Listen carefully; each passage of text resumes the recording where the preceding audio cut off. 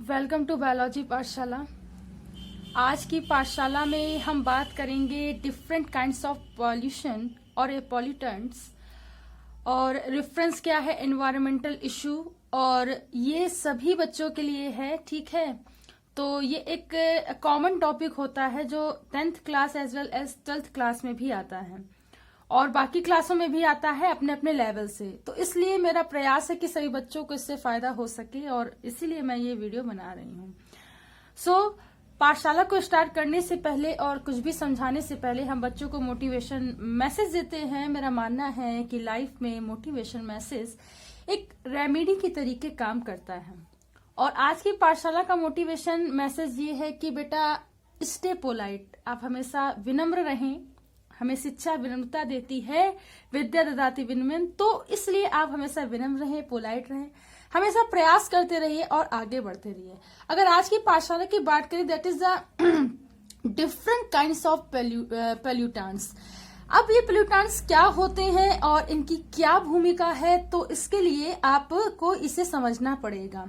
Basically जो pollutants होते हैं वो पोल्यूशन को इम्पैक्ट करेंगे, है ना, उसे प्रभावित करेंगे। तो दैट इज कि पोल्यूटेंट्स हमारे द्वारा बनाए गए, ठीक है, प्रयोग में लाए गए अथवा हमारे द्वारा फेंके गए ऐसे पदार्थों के अवशेष हैं, रेसिड्यू हैं, जो वातावरण को किसी न किसी रूप में प्रदूषित कर रहे हैं, प्रभावित कर रहे हैं या पॉल्यूटेड कर रहे हैं। ओडम, ठीक है, एक इकोलॉजिस्ट साइंटिस्ट थे। ओडम ने प्राकृतिक विघटन के आधार पर प्रदूषकों को दो भागों में विभाजित किया गया है, that is the biodegradable pollutants और नॉन बायोडिग्रेडेबल पोल्यूटेंट्स। ये पूछा जाने वाला क्वेश्चन है।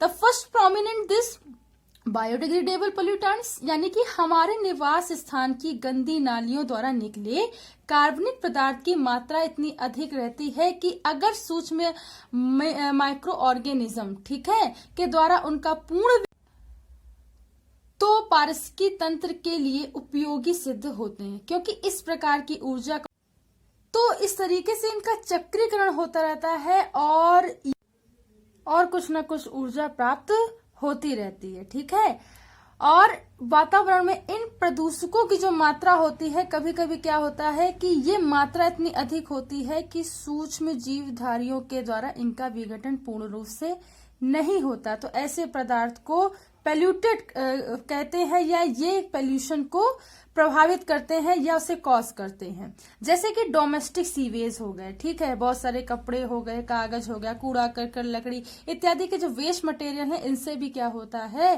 पोल्यूशन होता है।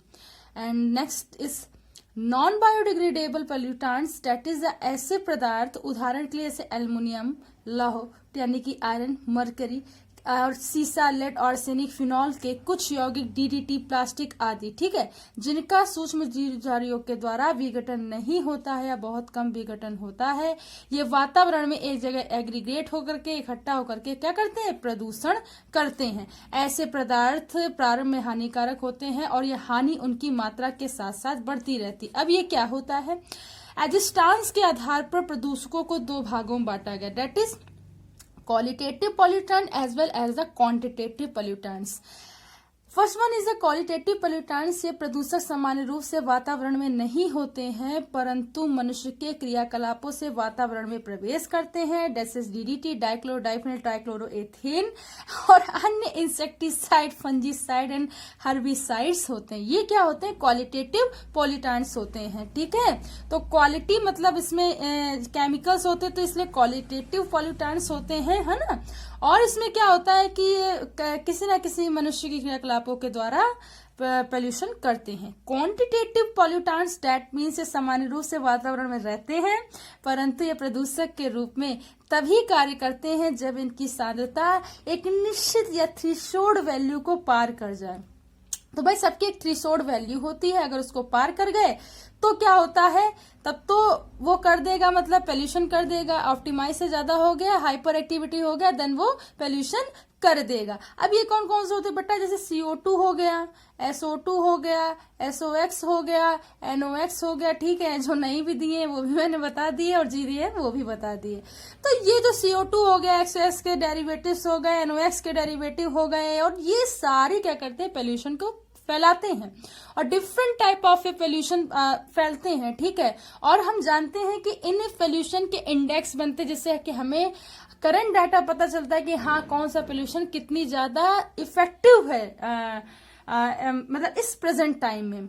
सो इस तरीके से कुछ आज मैंने कोशिश की है कि बायोडिग्रेडेबल और नॉन बायोडिग्रेडेबल के रेफरेंस से कैसे पोल्यूशन होता है। मेरे प्यारे बच्चों, मेरे डियर राजद्वारे बच्चों, अगर आज की पाठशाला आपको समझ में आई हो तो इसे ज्यादा से ज्यादा लोगों तक शेयर कीजिए, सब्सक्राइब कीजिए और इसे अन्य बच्चों तक पहुंचाएं ताकि सभी बच्चों को इससे लाभ हो सके। यदि आपको कोई भी टॉपिक, कोई भी समस्या है तो आप मैसेज करके या कॉलेज में, इंस्टीट्यूट में कहीं भी आप बता सकते हैं, अपनी समस्या का समाधान ले सकते हैं। और आप अगर कोई भी समस्या, आपको कोई भी टॉपिक है जो डाउट कर रहा है, कंफ्यूजन कर रहा है, then message me, I will give you video और मैं कोशिश करूंगी कि आपके डाउट क्लियर हो सके। So thanks to all my student to watch this Pathshala and मेरी ऑनलाइन क्लासेस, स्मार्ट क्लासेस भी चल रही हैं। तो मेरी पूरी कोशिश रहेगी कि जो स्मार्ट क्लासेस के वीडियो हैं जो मेरे इंटर कॉलेज में बन रहे हैं, वो मेरी कोशिश रहेगी कि बायोलॉजी पाठशाला में भी वो अपलोड हो सके ताकि इसे ज्यादा से ज्यादा लोग तक पहुंचाया जा सके।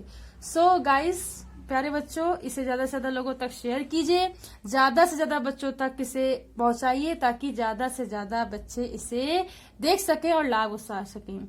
So thanks to all student to watch this पाठशाला।